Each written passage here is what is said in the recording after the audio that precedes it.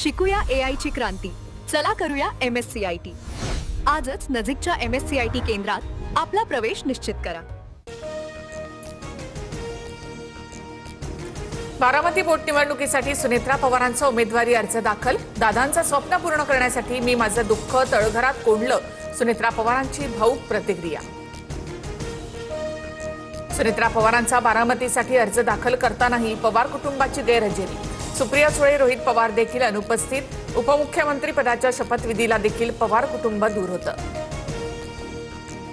बारामती पोटनिवडणुकीत सुनेत्रा पवारांच्या विरोधात काँग्रेसच्या आकाश मोरे यांचा अर्ज.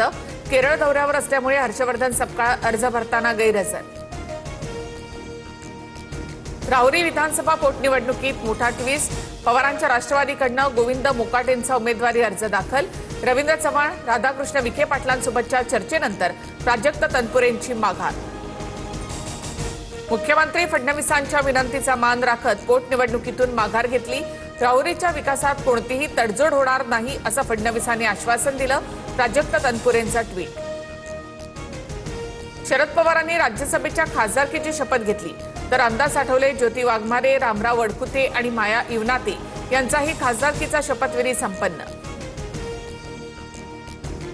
सीडीआरवरून झालेल्या आरोपानंतर अंजली दमानी यांना पत्रकार परिषदेमध्ये रडू कोसळलं. अंधारेंना सीडीआर पाठवते, त्यांनी नावं शोधावीत, दमानी यांची टीका.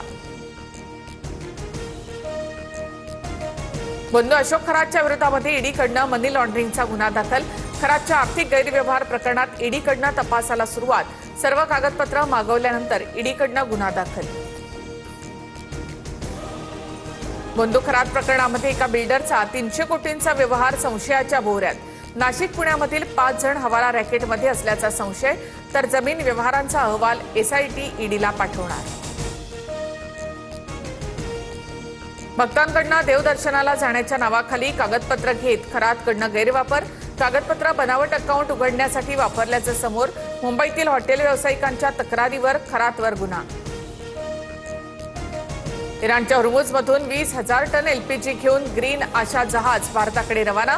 इराणच्या सागरी हद्दीतून जहाज सुखरूप बाहेर पडलं. हुर्मुझमधून 8वं जहाज भारतामध्ये येणार.